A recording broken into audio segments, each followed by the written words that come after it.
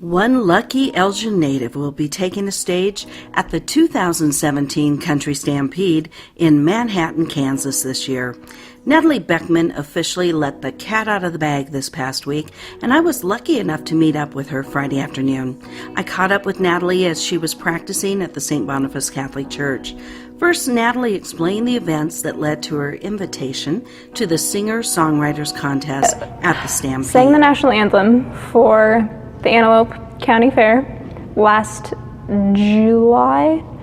Sang on top of a derby car, and then that was Fred Anderson's doing. So after I sang the national anthem, I live in Lincoln, and so I was in school at the time. It was probably in November. And Fred had contacted me to sing the national anthem again for the 4-H banquet that was in November, where they discuss, entertainment and things for the fair that go on that year. And so he asked me to do that, and I was coming home that weekend, and I just happened to bring my guitar home with me because I just kind of like to strum around in my spare time. But he had messaged me back and said, would you mind just playing a couple songs actually instead of singing the national anthem? And I was like, well, good thing I brought my guitar home that weekend.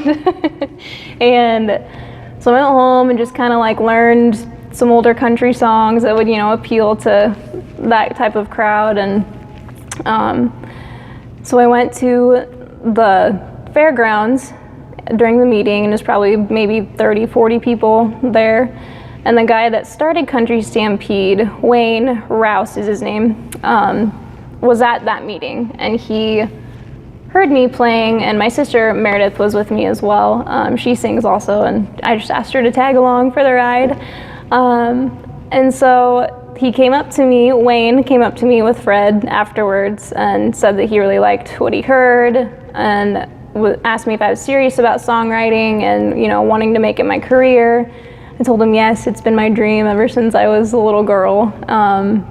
And so then all of a sudden he's on the phone with this guy from Nashville, and his name's Ken Mathieson, and he runs a booth at Country Stampede, and he helps out with the artist lineup and things like that, kind of like a mentor type person. And so he's calling Ken, and he's like, yeah, I'm here with, what's your name again? And I was like, Natalie. And he's like, yeah, I think we have another opening on our singer-songwriter stage at Country Stampede. Are you interested? And right then and there, I was just like, yes, that would be so awesome. And so I talked to Ken briefly and told him I just got done playing acoustically at this little banquet get-together, and he offered me a spot on the singer-songwriter stage, and lo and behold, here I am today. The submission process for the contestants was fairly direct. I have already submitted a song for the contest that was due March 1st. So I got the invitation in November, and I wrote my prayer. It's on SoundCloud. SoundCloud? Mm-hmm.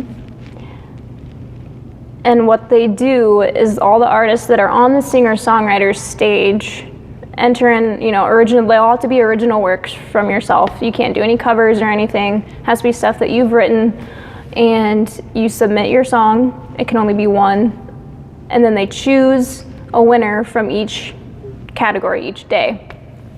So I'm in the group where people can vote for my song April 24th to May 7th, and there's For Natalie, writing songs and then performing them has been a dream for about as long as she can remember. Oh gosh, it would just probably when I was in grade school, my friends used to call me a walking karaoke machine because I would just always sing snippets of random songs. Every 30 seconds I would change it. They're like, what song are you singing now? Just, but I would just write down daily thoughts, or, something like, oh, that would sound kind of cool in a song of some sort, or, if I could get that message out to people, it sounds kind of big for, a 5 or 6 year old at the time, but my motto, or what was going in through my mind was, I want to change the world through music someday.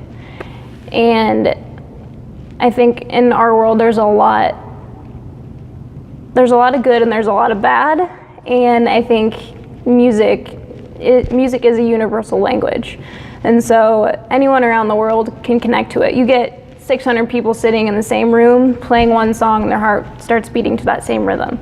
It's just little things like that, but the message that you portray in your music can, it enters their minds, enters their heart, and eventually will flow out into actions. And so, like, if I can just sing one song and deliver one message to just one person, they hear that, and it's just a chain reaction. If that's how you can change the world, then...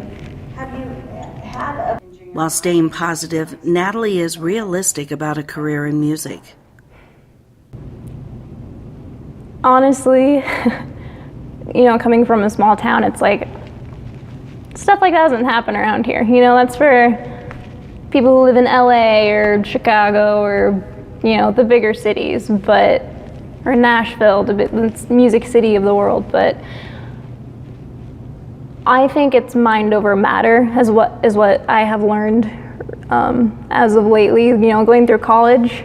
And it's like, if you want to do something, my parents taught me, if you can do anything you set your mind to if you're willing to work for it, and give it back to the one upstairs in the end. And he's the one that gave me these gifts, so what better way than to thank him by using them to deliver that message. I auditioned for American Idol in high school, my senior year, just because I'm all about gaining experience and like trying new things. And what was that experience like? It was very interesting. I went down to Omaha the night before, stayed with my sister, and it was waiting in line at 5 a.m. and not getting to the doors until 10 a.m. maybe, and going into the arena and cameras everywhere and doing stuff for their publicity.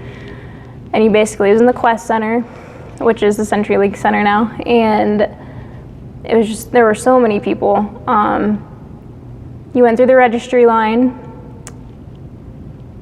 and they had booths set up with just black curtains dividing on the main floor in the CenturyLink Center. So you could hear everybody else around you singing, and you went in groups of 4. Okay. And I was with 2 other women and a male, and only one person went through to the next round. You go through, I think, 4 different rounds first before you actually move on to getting a callback or going, there's like so many levels you have to go through first to get in front of the celebrity judges. So I probably sang about 15 seconds of a song, everyone did, and then while they were reading your information, they're just looking for a story. Yeah. And so that was really eye-opening to me, because it's like, this isn't the way that I want to go. Like, this opening, like, it's not all sunshine and roses. Like, it was an experience that I'm glad that I went through, because it taught me a lot. It taught me the things that I didn't want to do, that I don't want to do. It hurt a little bit at the time, for sure, especially when you realize, I watched that show growing up, and, my mom and I would always watch it together, and it's like, you always dream of that, and then you get to that. It's like, okay, here's the moment, and then you realize what it really is underneath. Take away all the surface level stuff, get to like what's really the bottom line of it, and it's just shallow. And I think that kind of experience could easily sour a lot of people on the idea of wanting to pursue exactly the dream of singing. Mm-hmm. What was different with you? Why did it not sour you to the point of, I don't want anything to do with this industry? How were you able to look beyond that experience and know, no, this can be a great and a wonderful thing to do? I think when you really, really have a passion for something, you don't really let anything stop you. Again, with the mind over matter, if you really want something, you really got to go for it. And all of these experiences leading up, through college, through high school, musically, have gotten me to this point. So I wouldn't really change any of that for that purpose, but you just got to keep going. If you really, really want something, just do it. You have a choice every single day, and to better yourself every day. And if you're not doing, those things to improve, then you're not going to get anywhere. You're not going to get to the goal that you set for yourself. And so then I auditioned for The Voice back in January of this year. As far as more genuine. It was set up. It was way more organized. Everyone was so genuine. The judges actually, you had a specific room to go into with 10 other people, and you stood 5 chairs on this side, 5 chairs on that side. You stood in the middle. They videotaped your recording so they could look back at it. The judge was there taking notes. You didn't hand them a story. You were yourself. The Voice was just more genuine, I would say, and was really looking, it says it in their title, The Voice. But that, again, it's the getting in front of people and getting those nerves out of the way and gaining those experiences that really set you out to succeed. Natalie is so grateful for having the opportunity to put a message out to people, even if it's only one song. If I died tomorrow, or after Stampede, well, even tomorrow, I got at least one song out there, my prayer, that I think delivers a pretty powerful message. But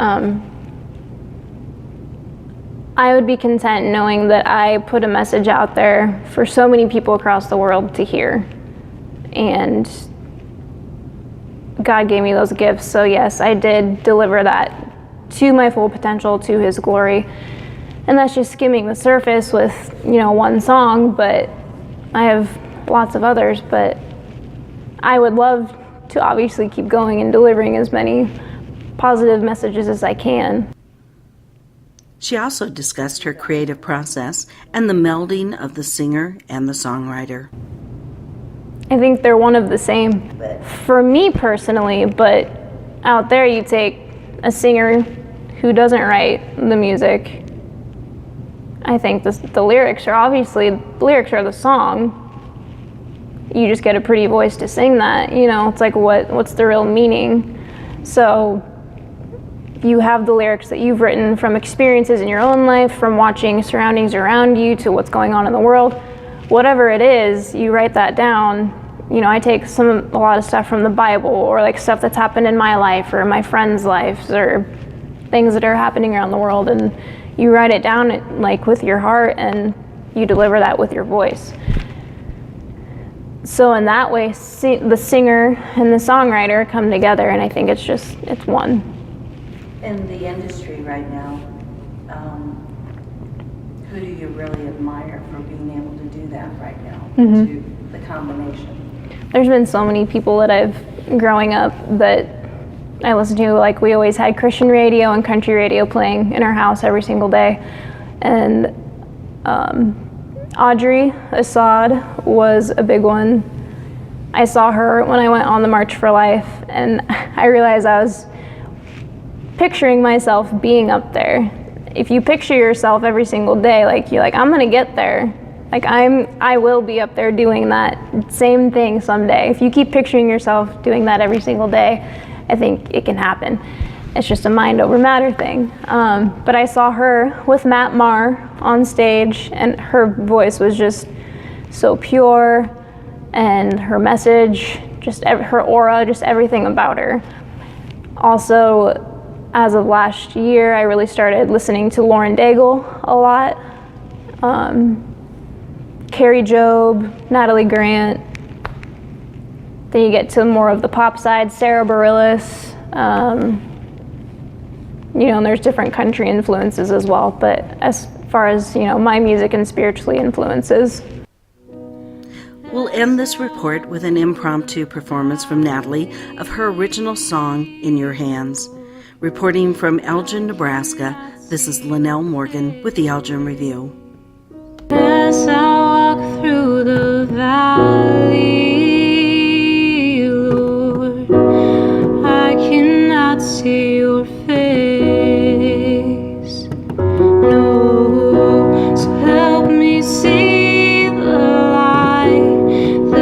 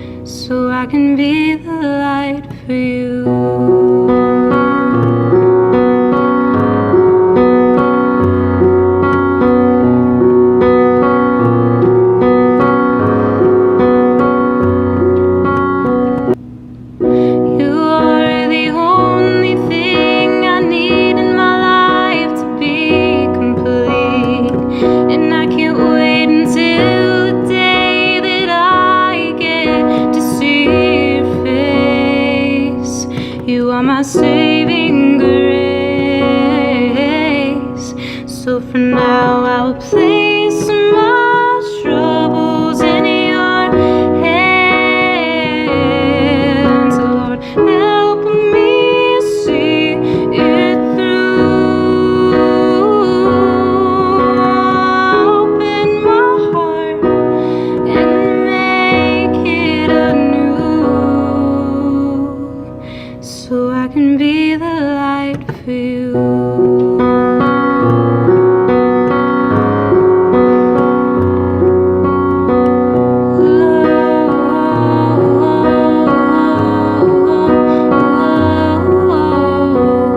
And I will place my troubles in your hands. Lord, help me see it through. Open my heart and make it anew, so we can be the light for you.